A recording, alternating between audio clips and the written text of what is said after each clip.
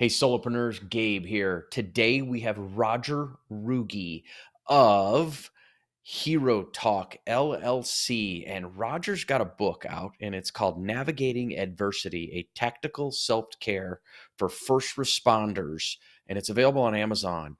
But you're going to hear an amazing story of dealing with an adversity from a first responder. He was a police officer, and the stories he shares, and then the change that he makes to really start to bring value and help these people overcome that adversity and deal with the stress that has come about throughout their lifetimes. I really think you're going to love this conversation.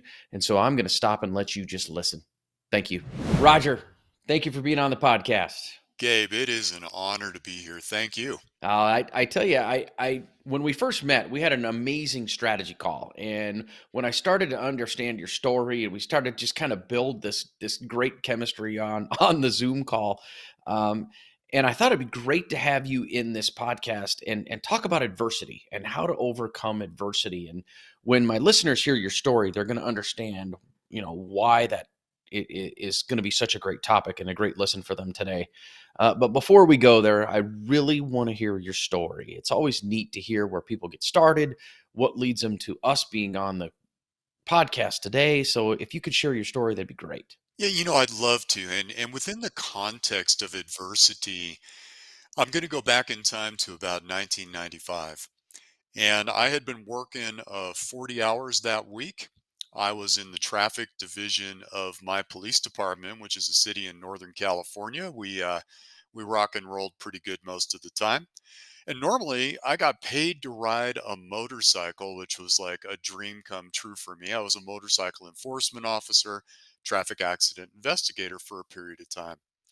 And this week I was in a car, and we had a deputy who was brand new to our department starting as an officer, and he'd never in his entire career taken an accident report. So we're together for the whole week doing nothing but that, getting him up to speed. Now it's a 40-hour week. We're 5 minutes from quitting time. And this is how it almost always goes down, right? There's a bad crash. And we get the call, and it sounds like there are potentially multiple people injured, multiple vehicles involved, and it's at a major intersection right around that commute hour time, which is very busy in our city, a lot of traffic. So we start to roll to that. Lights and siren are on. We're tired, but the adrenaline kicks in and off you go. While I'm en route to that, more information keeps coming in. And this information is describing the accident scene, and it's getting worse and worse as calls keep flooding into the center. And so I'm stepping up my response. I'm going faster. We've got the lights and siren on. I'm driving. We're working the radio. We're doing all this stuff, and my adrenaline is now coming up. And this is an important piece of the story. And then something really unique happened. There was a tone alert. And a tone alert is where they send out three beeps: beep, beep, beep.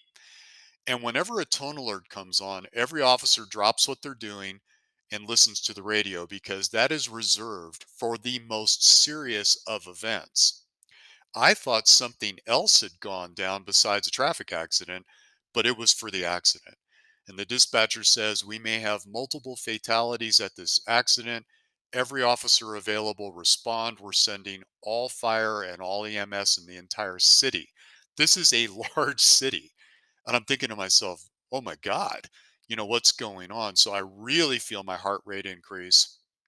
I feel an additional, almost panicky feeling to get there sooner than later kind of thing. You can't get there soon enough. You're driving through traffic. It's all that stress is now starting to build. And we finally get to the scene. When I get to the scene, we were one of the first people to arrive. There was one fire unit there. We were the first police. And when I looked at this intersection and the debris field of the accident scene and the scale of it, I became completely overwhelmed. Nothing in my training could have prepared me for what I was seeing. It didn't make sense. I could not wrap my head around it. The debris field was 900 feet long. There were about 8 cars involved and about 15 people injured in various states of trauma. And I have an accelerated, physiology at this point, and now I'm overwhelmed. Well, when you're an officer, you're the line between order and chaos, right? So here I am thinking, oh my God, I don't know what to do. And I remember looking at one particular car, and there was frantic activity around that car with the firefighters. They were getting out the jaws of life, and they're getting ready to cut the roof off the car. And it looked like they needed help. It looked like the place I needed to be. So I ran over there, jacking my physiology even more. And when I got to the car, I looked inside, and I'm going to spare your listeners some of the details, simply because it's a little bit much from a graphic nature. But the driver was passed out on the steering wheel with a head injury. The woman in the passenger seat was deceased. And when I looked into the back of the car, there were three children, and two of those children were my daughters. Whoa. I stepped back, I shook my head, I started to breathe, and I started to put my logic centers back into the process. Wait a minute. My daughters are home at this time of day. I don't recognize this car. I don't know these people. That can't be my daughters. So, with the greatest amount of willpower I have ever mustered in my life, I opened my eyes and looked back in the car. They were not my daughters. But in the physiology of stress, my heart rate had crossed a threshold of 175 beats a minute, hormonally induced, and it projected my worst fear. So I had this moment of perceptual distortion, and my worst fear was my daughters were in the back seat of that car. My mind continued to protect me because I was in a state of shock. And even though I had recovered a little bit, I watched the firefighters rip open a door and take an infant out, place the infant on the ground in the car seat, and cover it with a yellow tarp. I'm absolutely incredulous. I literally start yelling at the firefighters, "What are you doing? You got to try to save the baby." I saw a perfectly sleeping, content baby. My mind blocked me from actually seeing the trauma. Now, you got to understand, I've been a police officer at this point about 12 years. I'd been involved in many critical incidents. Nothing takes me out of my game. And yet here I am, completely out of my game. We processed that accident scene for another 20 hours. So I was at the end of a 40-hour work week. I worked an additional 20 hours after an 8-hour day. I was on for 28 hours straight at the end of a work week. And then I investigated that crash for an additional 3 weeks, driving it deeper and deeper and deeper into my subconscious processor, this trauma that I kept revisiting over and over again. Well, that all ended, and I went on with my life. Fast forward 5 years.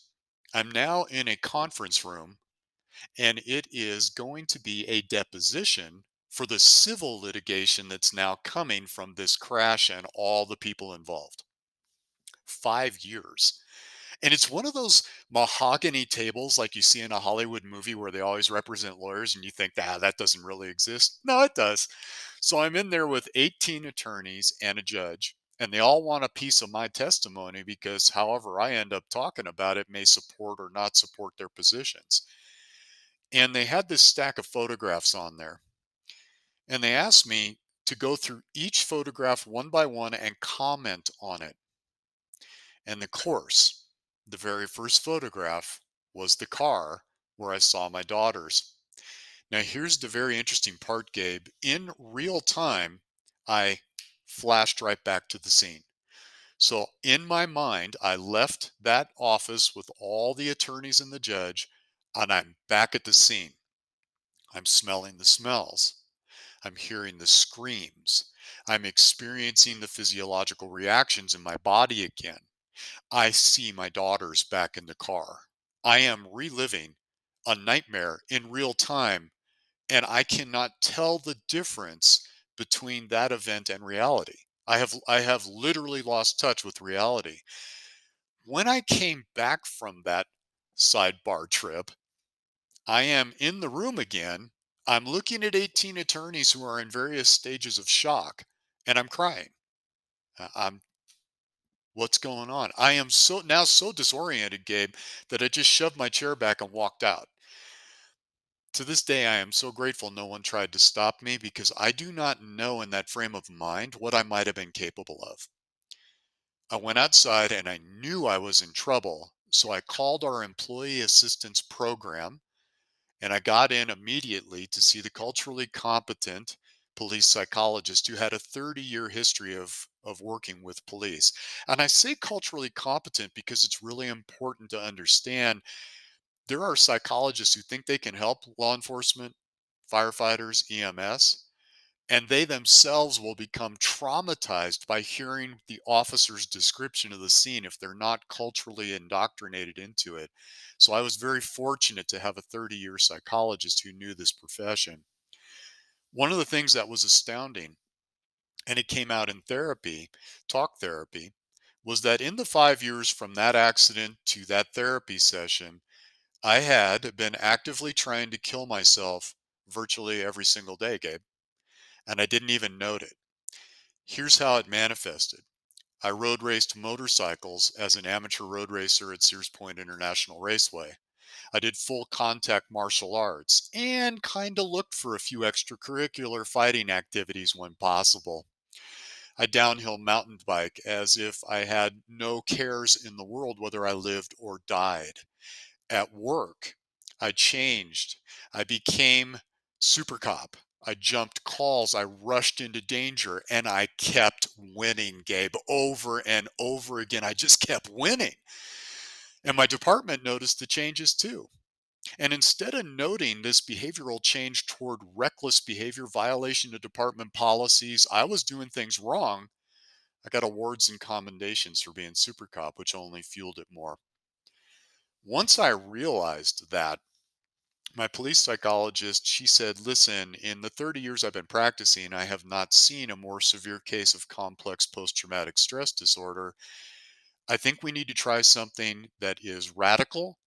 It's new. We don't know how it works and we don't know why it works, but we know we're getting good results. Want to try it?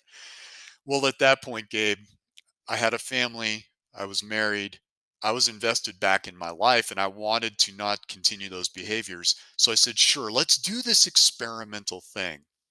And that turned out to be something called EMDR. I was one of the first people in the country to go through this process of EMDR. And now it's a standard to treat trauma in first responder, military, or really anybody who's experienced a post traumatic stress event. But that was the turning point for me, Gabe. The turning point was, well, look, we have employee assistance programs with culturally competent police psychologists. We have peer support volunteers that you can talk to. We even have a chaplaincy program where you can talk to a non denominational chaplain and unburden yourself. And yet, my brothers and sisters continue to die at their own hands in greater and greater numbers. We've thrown more money than ever at these processes, and yet, here we are with the numbers continuing to trend up. And I got to thinking, man, if the existing systems, which are necessary, are not getting it done, what else could we do? I just did something experimental and it completely got me back. There were two things with that that kickstarted me to where I am today, Gabe. One of them was the fact that it was experimental unknown. The second was I went for that one event and six more came out during the process. I didn't even know they were lodged inside of me. And yet they all just came pouring out of me. I realized that virtually everyone in the first responder community is suffering from some degree of trauma stress. And I thought, wow, if this experimental therapy worked, I wonder what else would work. And so I started jumping down woo woo rabbit holes, I like to call them, right? These are things that the first responder community is like, oh, I don't know, don't say the M word, meditation, don't say the word, yoga. These are such bizarre concepts to them, and yet they offer phenomenal returns on that investment. So for the last almost 20 years now, I am willing to experiment with anything, and then I take the best of that and bring it back to the world, and I act as an ambassador between the land of woo woo and the land of first responder communities. So that's what really has driven my passion. Gabe, I'm here to tell you that if sitting in the cave in the Himalayas staring at a candle flame while a guru rubs patchouli oil on your feet actually works, I'm going to train it, teach it, and bring it back to the community.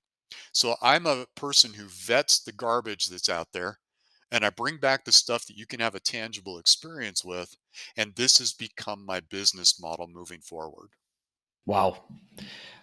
Um, Much the same when we had our strategy call. I'm a little, for lack of put it, I'm a little loss of words. I can't even imagine looking in the back of a vehicle and seeing my daughters.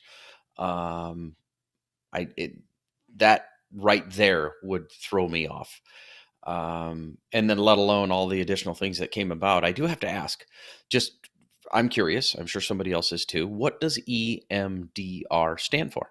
Yeah, it's called eye movement desensitization and reprogramming, thus the acronym. And what it means is we have this tracking system in our brain. And you can either look at like a bar that has lights going horizontally, or you can follow the finger of the psychologist. And what it does is a crossing pattern which takes your eyes to its extremes. You might have even seen an officer in the field doing what's called a nystagmus test for people under the influence of alcohol driving. Follow Hmm. my finger, and the eyes bounce if you're under the influence. Well, what they discovered was when you go to these extremes, the right and left hemispheres of the brain have to cross, and you come into a better brain balance, which allows you to access the trauma. When we're in trauma, the right side of our brain, especially that amygdala, literally grows in size, and we become hyper vigilant to our surroundings, to danger. We're always in threat response mode, and the hormones of stress are flooding into the body continuously, like 24/7. And that's why the average age of death for a police officer is 57. It wears you down. So, this crossing pattern allows the brain to come into synchronicity. The threat response lowers. We can then access the trauma and process it in real time with the psychologist. So, that's a nutshell of EMDR. Interesting. And you said a couple things. You said the M word and the Y word. I am a huge proponent of meditation. My listeners have heard about my morning routine. I mean, there's a 10-minute meditation every single day. I do yoga 2-3 days a week. I have to ask, share the benefits of the meditation and the yoga in your world. I mean, what have you seen, and maybe help our listeners understand why they're so powerful in your world, on the the PTSD world and the overcoming adversity type stuff. Yeah, I love that question, Gabe. It's really the cornerstone of what I do and try to now teach to first responders, and mostly law enforcement is where I center, but I've worked with military, first responders, EMS as well, even emergency room doctors. So meditation and yoga, which I consider a moving meditation, as I would Tai Chi and Qigong and other things like this, what we're doing is when my world is happening, when I'm in a first responder community, I am being saturated in a sympathetic nervous system dominance. So cortisol is constantly coming in to keep me sharp and engaged. We have to have it. But the problem is, it's sort of like taking a bank account, and let's call that our resilience bank account. And every time we're making a withdrawal from the sympathetic nervous system side of the fence through cortisol dumping into our body, we're draining that bank account. After a while, if you're not replenishing it, you end up in overdraft protection for a minute. And then if that doesn't happen, maybe you're filing chapter 7 and you're doing a bankruptcy thing, right? And your body and mind begin to break down. That's what was beginning to happen to me because my cortisol at work was really high, but I never wanted to let that high down. So I did it in off duty behaviors too. so that I never had to face my demons. And the problem is, I was in bankruptcy in my resilience bank account. When we do things like meditation, yoga, exercise, eating correctly, breathing correctly, all these things stimulate the other side of the autonomic nervous system, the parasympathetic side of the fence. So, meditation is putting money back into our resilience bank account. And like you do the financial planning side of the fence. Well, I'm doing a similar idea on the resilience side of the fence, helping you to navigate adversity and then balancing all of that stuff that you do so brilliantly in the field to rest and restore and give us a surplus of money that we can draw upon for that rainy day that inevitably comes. I love. Thanks for making the money analogy. That actually rings perfectly. Um, do you have any stories, any success stories of people who have, successfully used meditation and yoga that they've been able to really see a difference, or even just in yourself? One of the very first books I wrote was called The Warrior's Mantra. And I read it today and I cringe at my writing style. It was my first attempt, at a book. But in The Warrior's Mantra, we talked about breath work specifically and how you can take that into a short meditation practice. Just 3 minutes can keep us parasympathetically restored for up to 6 hours. That's one heck of a return on that investment. So, for me, that's a no-brainer. That's some low-hanging fruit right there. And to date, a couple of officers have gotten a hold of me and said that the processes they learned in that book literally saved their lives. In one particular instance, the officer had injured himself severely. They had prescribed opioids. He got addicted to the opioids, forged prescriptions, got arrested for that, and lost his job. And he ended up in a rehab center. And he said every day he read my book, did the practices in there, and it was every day that he didn't kill himself because he was at this low point in his life. And he said the book was an anchor. I think to myself, my goodness, that's a phenomenal. I mean, can you even put a price on something like that? And another officer, Sergeant Marcus Young, who was working for the Ukiah Police Department, he was shot 5 times by a suspect.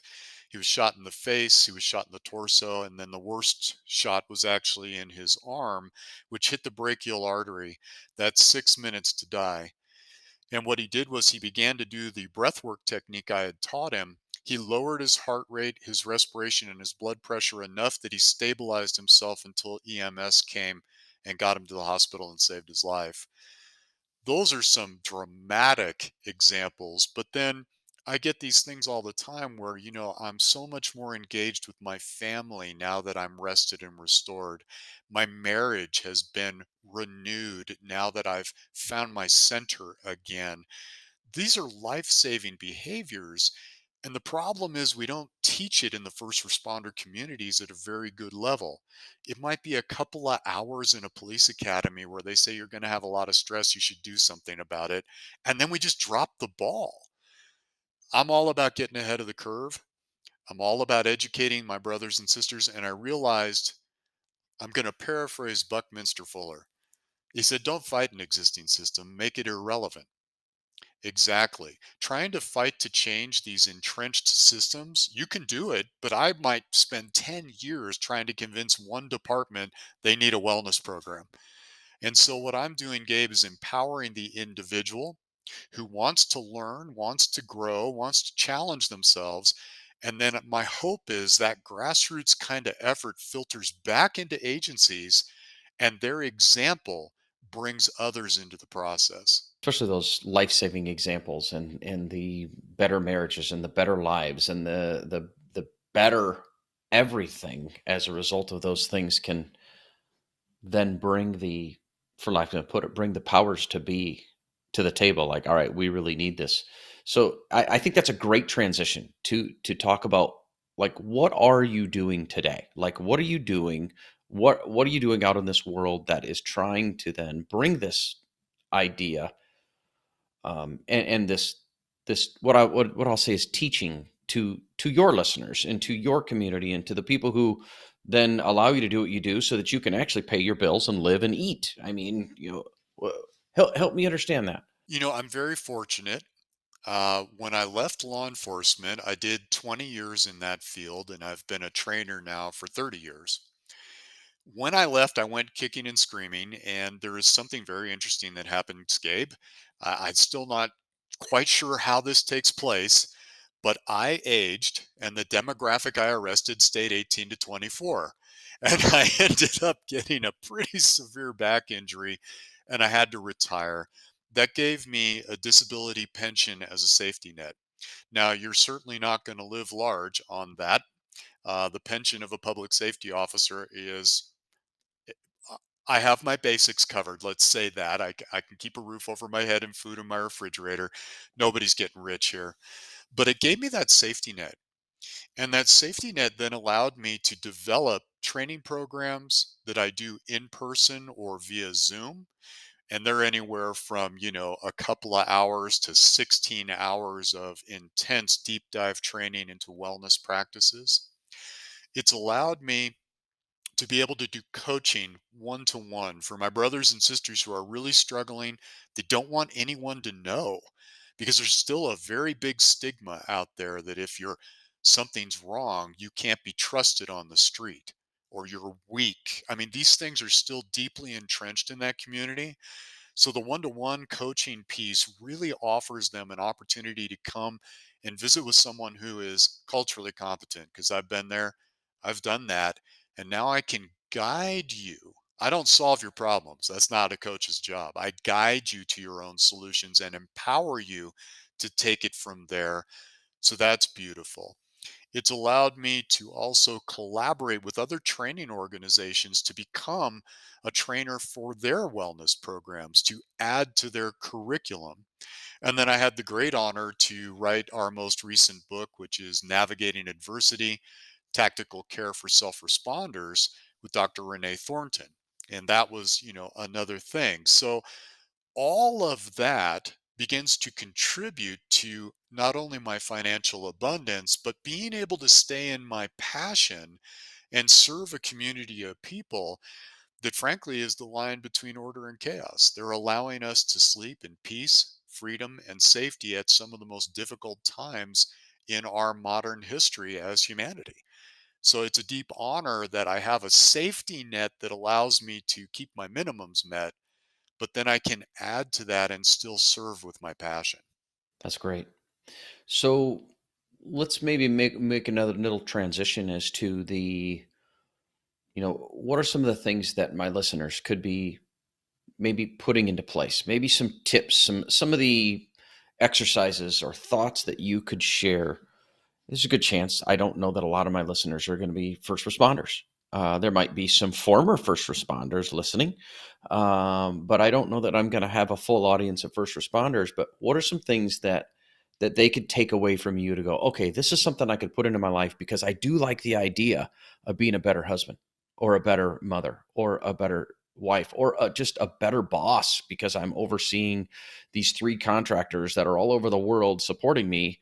What are some of the things that they could do, that they could take away? Yeah, that's such a great question. And I get this question a lot. And people often think that in order to be restored in self-care practices, that we've got to go work out for 90 minutes. We got to meditate for hours at a time. And it's just simply not true. What I like to do is I'm going to give your listeners the number one lowest hanging fruit that any human being can do without any training. I really believe in dumbing things down to their core principles, but don't let that simplicity fool you. This is where the power lies, because anybody who says they have the one system, this is the one that fixes them all, sorry, they're trying to sell you something that doesn't exist. So I encourage you to experiment, dip a toe in the water, and then let that serve as your motivation, a catalyst to dive deeper into what turns you on in your self care practice. But I think meditation is the easiest and fastest way to restore more money in our resilience bank account. So here's how you do it. 3-minute meditation, and I'm going to give you all the tricks to it right now. First and foremost, we breathe only through the nose. By breathing through the nose, we automatically invoke the parasympathetic restorative side of the fence on our autonomic nervous system just from nasal breathing. So we're going to breathe through the nose. We're going to keep a relaxed belly as much as we can. I encourage people to close their eyes, but if that doesn't feel safe, then just soften your focus as if you were trying to use peripheral vision instead of that really focused on something specifically. We just soften, take a lazy gaze, as they like to say in yoga, right? So now we're nasal breathing, relaxed diaphragm. We're going to close our eyes or keep them softly focused. And then I want people to breathe into their chest or their heart, somewhere around the center of the heart. And the reason for this is there are 40,000 specialized cells in the heart that communicate with the brain. 90% of the information going to your autonomic nervous system starts in your heart, not the brain.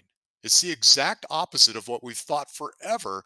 So we have to get the heart into coherence. So as we breathe into the heart center and we breathe out of the heart center as if that's where our mouth was. But we're doing this all through the nose, soft gaze into the heart center. Now, here's the key. We're going to do this for 6 breaths a minute as a pace. So, what that means is I might inhale for a count of 4 or 5 seconds. And it's not a full breath. I'm not trying to take in as much air as I can. I'm trying to just gently pull air in for 4 to 5 seconds. And then immediately, without a hold, I'm going to let that air out 1 to 2 seconds longer than the inhale. That also invokes the parasympathetic nervous system. So, everything we've talked about so far, soft eyes, breathing through the nose, relaxed diaphragm, breathing into the heart center, 5 seconds ish in, 6 or so seconds ish out. Don't get obsessed over the time. All parasympathetic. Now, here's the key. We also cultivate a feeling of gratitude or appreciation for someone or something in our life. That might be your kids, might be your pet, might be anything that you feel appreciation for, the beautiful place that you live because you see this gorgeous tree outside. It doesn't matter. Whatever allows you to feel a sense of gratitude and appreciation. We do all of those things in combination for just 3 minutes. And we have now set ourselves up to be in parasympathetic restoration for up to 6 hours. Gabe, I don't know anybody who doesn't have 3 minutes. And if you're curious where to find it, just track how much time you spend scrolling on your phone, and I promise you'll find your 3 minutes. Not a problem. But here's the really sweet part, Gabe. What I've noticed is as people do this very, very simple process, they will have a tangible response in the body. Their mind will calm. They'll become less reactive to anger, fear, and sadness, and they will become more thoughtful, calm, loving, and able to respond to life events, to navigate that adversity through response rather than reaction. That right there can be literally life altering. And again, I'm going to say it again, don't let the simplicity of it fool you. I can tell you this, anybody listening, I've done that. I've done meditations. I started with my very first meditation was a 5-minute meditation, and it was very similar to that. And the funny thing is my wife had been saying, "You really should meditate." And I'm like, "Yeah, right. I'm not going to meditate." And then the coaching program that I'm involved in as a participant, the coach was like, "You really got to meditate. Promise you guys, you will rewire your brain." And I can tell you this, I have not ever heard it put quite as succinct and simple as you just explained. It was not simple in simple as in dumb, but simple as in do A, do B, do C. That's the best explanation I've ever heard about setting up for a meditation. So, A, Roger, that is awesome. B, anybody listening, take the 3 minutes and give it a shot. I promise you, you will see a change in your body, like Roger has just said. That I don't think we don't need any more tips. That tip right there was perfect, unless you've got one more that you think we need, but I think that's probably really good. One of the things that confuses people is if they know it's working. So there are four proofs that you are having parasympathetic response in the body. And I'll just name them very quickly, and they can be any or all. Okay, it's not this one is better than the other one. It's not like that. We will feel our hands become warm and heavier. That indicates parasympathetic restoration is actually engaged. The autonomic nervous system has switched over, and we can't get there until our hands are warm and heavy. That's one. Another one is our lips might tingle, especially the lower lip. So if you feel a tingling sensation around the lips, you're parasympathetically restoring. Could be the hands and the lips or one of those. The other two, we feel a tingling sensation anywhere along the spine. Could be the whole spine, could just be part of the spine. And that's our energy centers beginning to wake up. Chakras are real. They are not made up. They are groups of neurons that bundle together at a plexus center. And electromagnetically, they spin just like a wheel. Well, the Sanskrit word for wheel is chakra. It's real, folks. It's science based. So, and tingling sensation anywhere along the spine or tingling sensations throughout the body, little places that start waking up. Any one or all of those are indicative that you have tapped into parasympathetic restoration. So I often get, I don't know if it's working. If you have felt anything like that in meditation, 100% proof that it is working. Interesting. I've never heard that either. So, thanks for sharing that part. I appreciate that. For sure. Anything else regarding tips that my listeners could take away? I'm always a fan of finding the most effective and least costly way to restore ourselves. And it comes down to all the basics we already know. Exercise. Roger, how should I exercise? Any way you love to move your body. Doesn't matter. Move your body. Eat well. Roger, how do I eat well?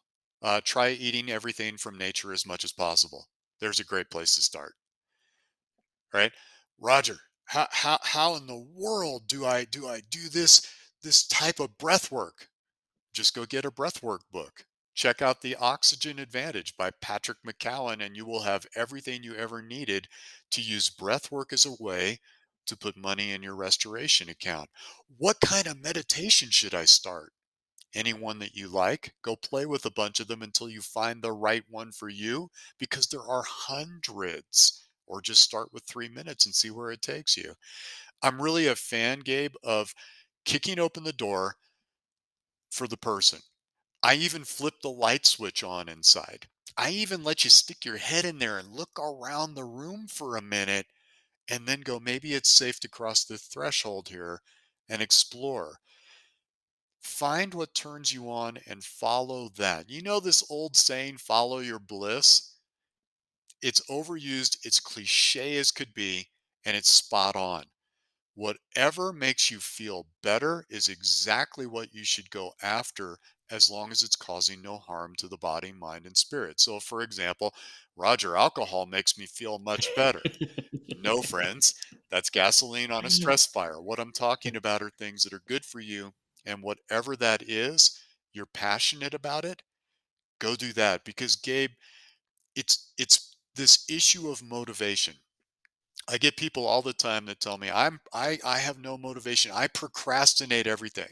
I say, let me ask you a question. I'm going to tell you what. I live in the Colorado Rockies at 8,500 feet. I'm a mile up a dirt road that you need a four-wheel drive to get to. Here's what I'd like you to do. In 2 days, there's a big storm coming. I want you to be in my driveway at 3 a.m. in the morning in 2 days. Now, if you do that, I promise I'll give you a briefcase containing $1 million, no questions asked, no taxes. You get to take that right back to Gabe and do financial planning with him. Okay? No questions. It's your money. Would you be there?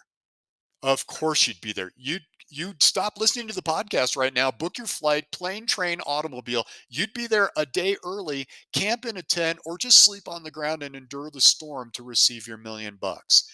There's no such a thing as procrastination. It's motivation, and each of us has to find the why. My biggest challenge, Gabe, in my community, the officers and firefighters and paramedics and emergency room doctors all wait until they're broken and then try to reverse engineer a healing. Friends, get ahead of this curve. Don't regret these putting these things off later. Do them now. Build your resilience bank account. Be financially stable in resilience and then watch the magic unfold, because your day of adversity will come. We all face life. Life has no concerns about whether we're this, that, or the other thing. It doesn't care what pronouns we use. It doesn't matter to life. Life comes. And if our resilience bank account doesn't have a good, solid foundation, we're going to be in trouble. That's fantastic. I honestly can't think of any better way to make a transition than to stop with that. I mean, the resiliency bank account, put in your deposits so that you guys are ready when something comes up. That was fantastic. So, thank you very much for sharing that, Roger. I really appreciate it. So, as we talked before, and as I talk in every one of my interviews, this is a podcast about money. And so I got three questions I ask every one of my guests about money. And the first question is what is the smartest thing you've ever done regarding money? And tell me that story. One of my partners, who was just a great guy, his name's Joe Sobolewski, and Joe and I, we really vibed together as officers. You find your niche, and we rode motors together. We did all kinds of things together.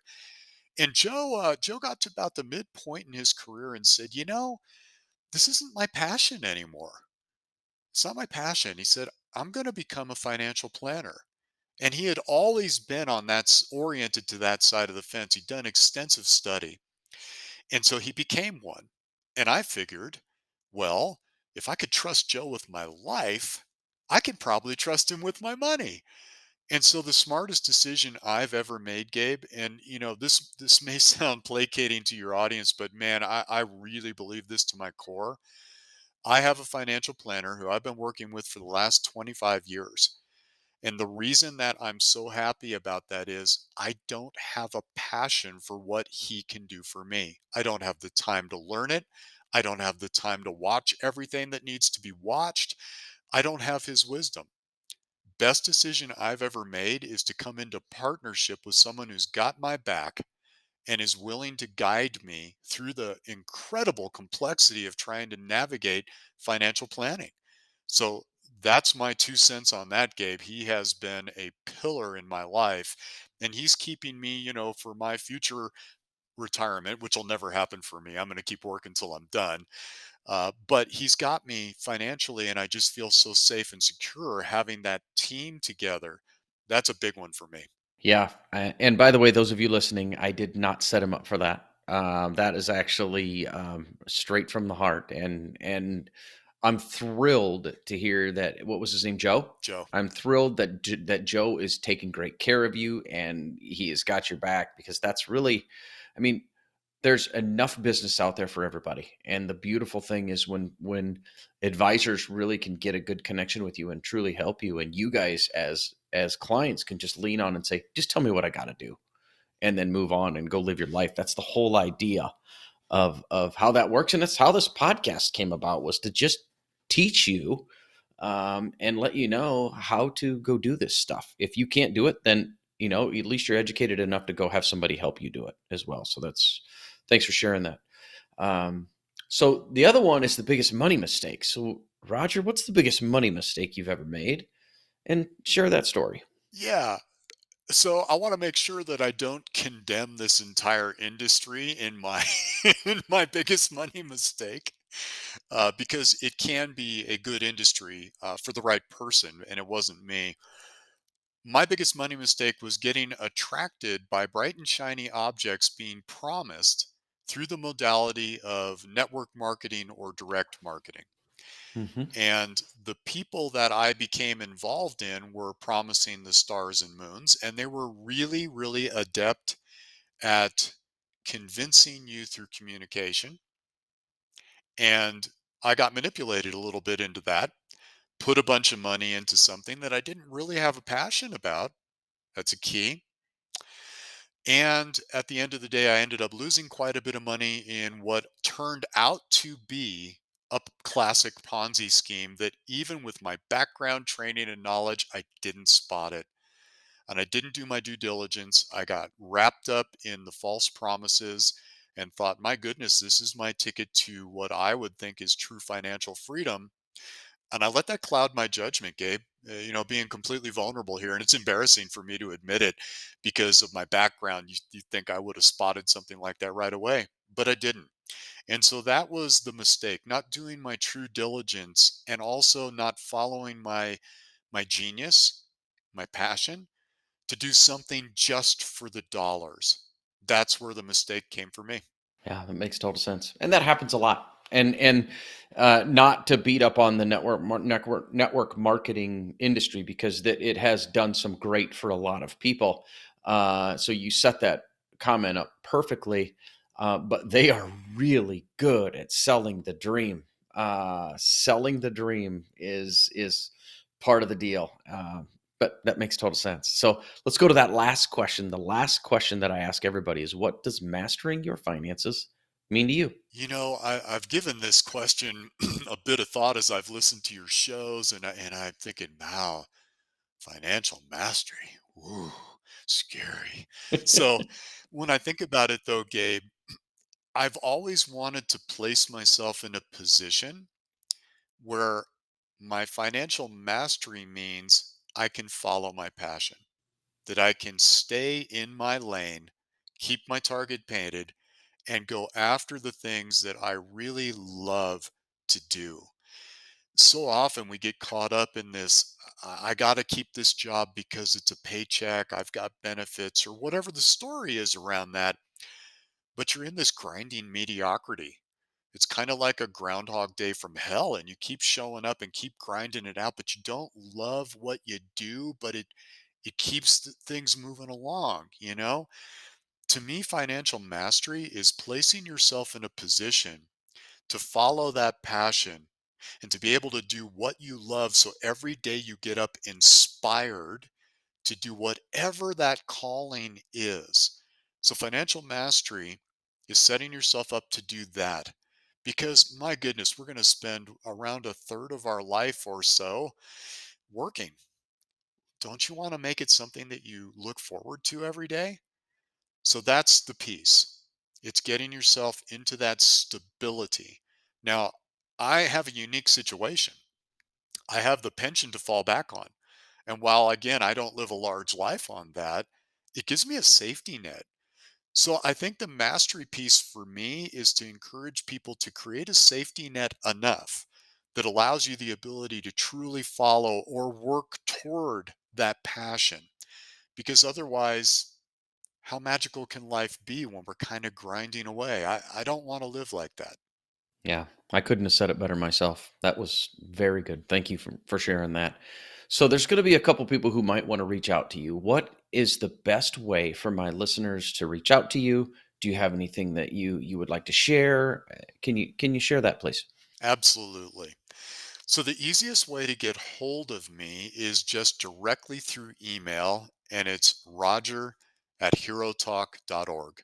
That's it. Just shoot me an email to roger@herotalk.org. And don't forget, Roger has a D in it, Rodger. I recently am I've taken down my website and I'm rebuilding it right now. I won't even bore you with the details on that. But if you go to herotalk.org, it redirects you to my Patreon membership page. And that's where I have the ability for people to sign up as a member for just as little as $5 a month. I created it because my community is being trolled on social media heavily by people that are very anti law enforcement. There's a lot of those folks out there right now. And my community doesn't feel safe in the social media arena. So I decided to create that membership site where you can come, you communicate with me directly. You can, have absolute confidence that everything's confidential, and we just keep it rolling there. So for someone who wants to reach out to me with something very private, maybe they feel a little vulnerable about, that's another way to do it. So either email or the Patreon site. And Patreon is, patreon.com/hero talk, and you find me there. You can also reach me on LinkedIn, which is the one social media left where it seems the trolling doesn't happen because it's more business oriented. And that's just my name, Rodger Ruge, and my last name is spelled Ruge. You can find me on LinkedIn and connect with me there.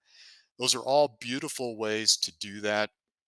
And I can talk to you and refer you to different things. I have a vast cadre of resources to help people take a step. So this is, if I can help you, I will help you. Whatever way that looks like, and I am not always the right solution to the challenge, so we can get you going. And then the book that we just wrote, which is available on Amazon, Navigating Adversity: Tactical Self-Care for First Responders, is a new spin on this idea of building resilience. So Dr. Thornton and I created a book that goes over the 8 pillars of wellness. And one of those pillars, Gabe, is interesting because this is a place where first responders struggle, and that's financial. It's the financial aspect of it. We cover all 8 pillars, but then give you exercises and resources to help you refine those pillars so you can then take your unique steps forward. Again, anyone who tries to sell you the one, now they're trying to sell you something. We don't believe in that. We want you to discover what your path is, and it will be completely unique. The book guides you in that, and that's available on Amazon. You can get it as an Audible, or you can get it as a print on demand. It'll be delivered to you, and then you can go from there. So that's my outreach currently. That's fantastic. Thank you very much. Is there anything else you'd like to share? I really relate to your audience. When I left the career of law enforcement, as I said, kicking and screaming, and decided to become an entrepreneur, that's the first time in my life. Every job I'd ever had from then was a paycheck that came to me dependable every week. And now it's like, oh, sweet Jesus, I have no game here. So I really relate to your community. And the message I want to tell people is don't be afraid of that. Don't be afraid of that. Being an entrepreneur, especially in the beginning as you're getting things set up, this is a very difficult thing. My advice is don't try to learn it all on your own, or you're going to end up in the entrepreneurial myth where you're not focused on your genius anymore. You're doing all the things to try to keep it going. My advice to the listener is go after your dreams and passions as an entrepreneur, but surround yourself with really competent people who can do the things that you don't want to take the time to do, like financial planning. Gabe, you're a perfect representation of this to me because you have, we call it in law enforcement, you got my six, right? I know your heart and you care about the people you serve and you're passionate about what you do. Bring that kind of person onto your team if that's not your thing, so you can stay in your lane. And I promise you, that business is going to grow much faster when you're not distracted with all the things you really would rather not be doing. That's fantastic.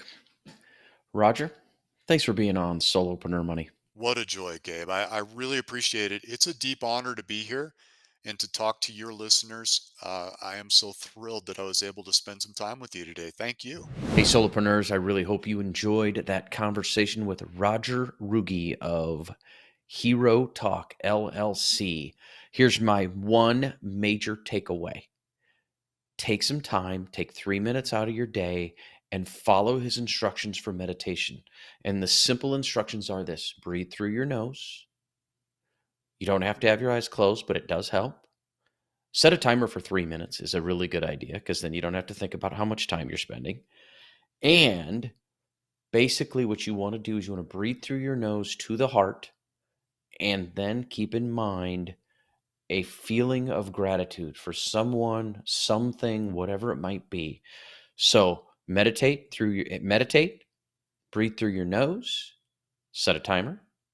You're going to want to make sure that you then breathe through the heart and establish a feeling of gratitude. And that will get you on the road to restoring your parasympathetic system.